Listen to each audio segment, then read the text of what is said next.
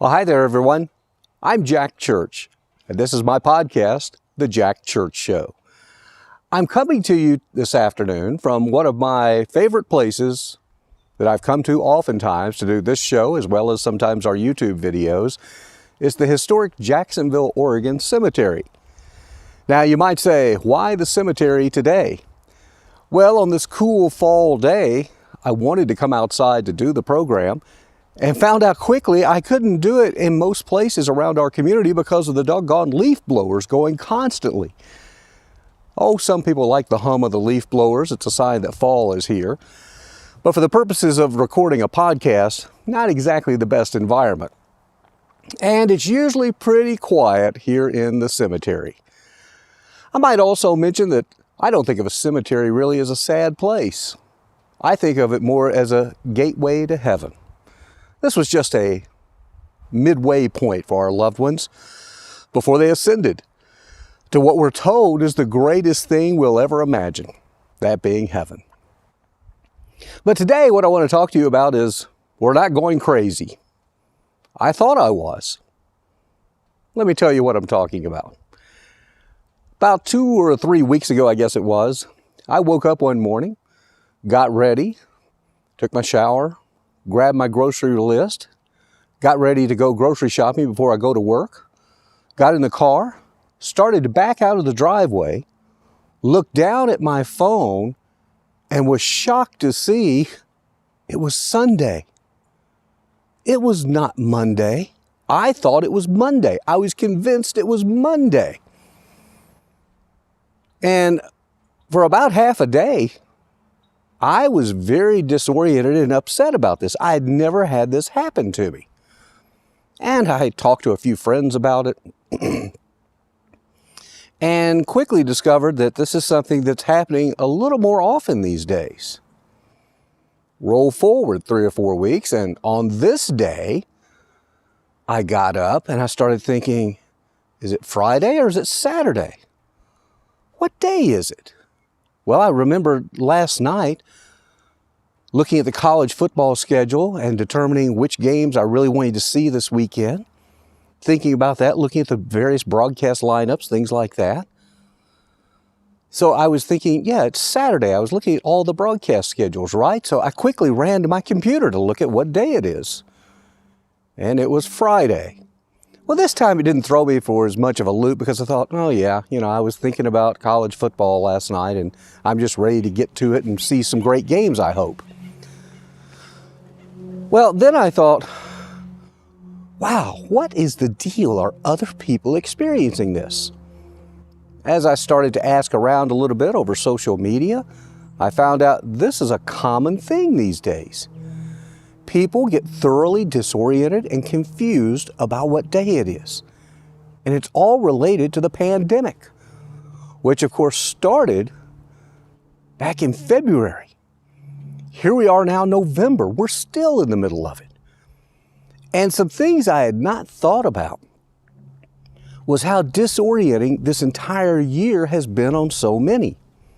And I did a little more research and found out that psychologists have done a lot of studies on this, even early on in the pandemic.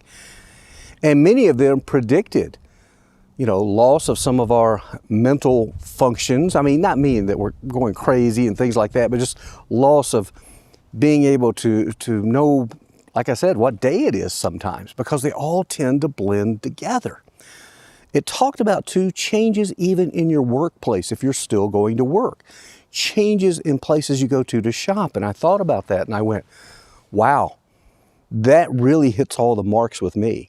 For example, I still work in local television. And at my office, we have probably, I don't know how many, but several workers I have not seen since March. They've been remote workers. You walk through the office areas and they're empty. Throughout the building, there are hand sanitizing stations. Before you can enter the building, there's a big sign on the doors that says mask mandatory inside this facility. So we have to wear masks in our building anytime we're not sitting at our desk, and some have to wear it at their desk. They've put up these plexiglass partitions between all the workers. They're all over the place. We get daily and weekly email reminders about how many new COVID cases there are in our county.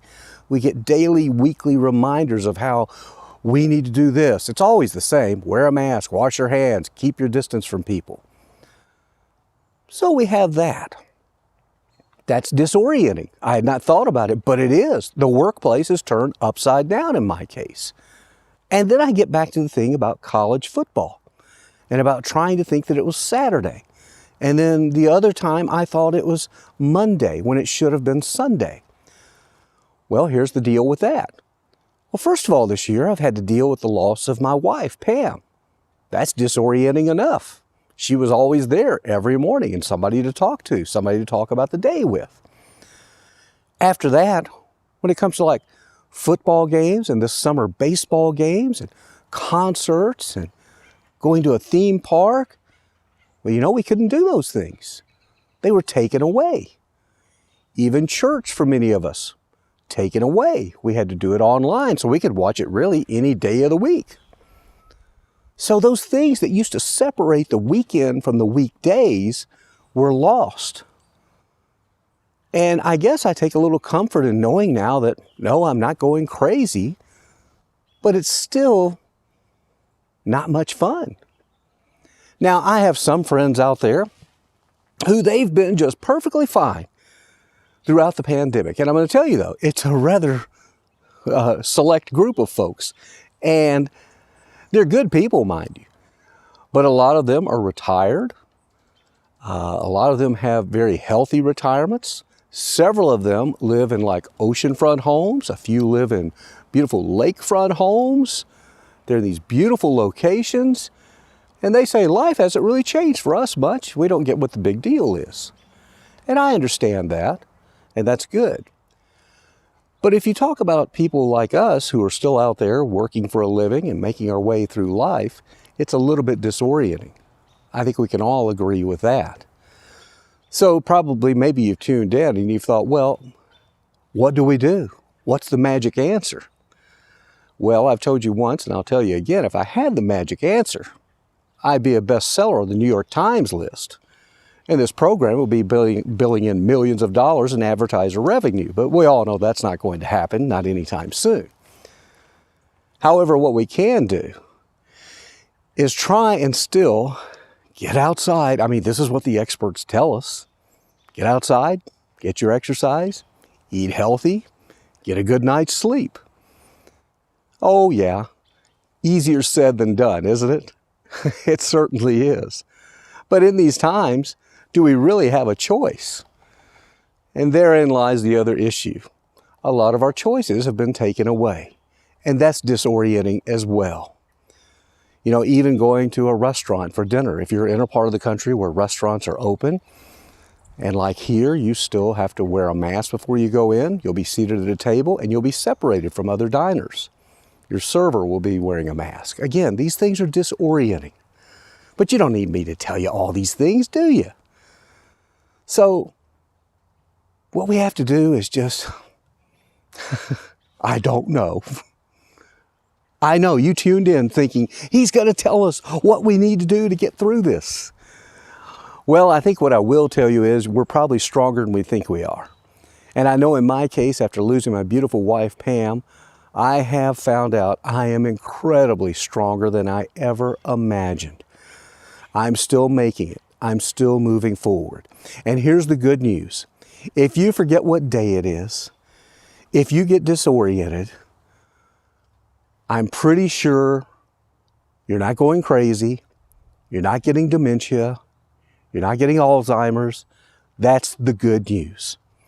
The other good news is, I don't think the pandemic can last forever. I really don't. We certainly hope and pray it doesn't. So that's about it for today. I hope you enjoyed the program. Maybe at the very least, you've joined us in thinking, oh good, I'm gonna be okay. And you are going to be okay. If you have any questions or comments or maybe some material you'd like for us to cover on the program, be sure and drop me an email. The email address is pretty easy, thejackchurchshow@yahoo.com. That's the Jack Church Show at yahoo.com. Also, on many of the apps, as you download our podcast, there's an opportunity to support our program. We appreciate anything you can spare on a monthly basis. So until next time, as we always say, make it a great day. And you know what? We're going to make it a better tomorrow. Bye now.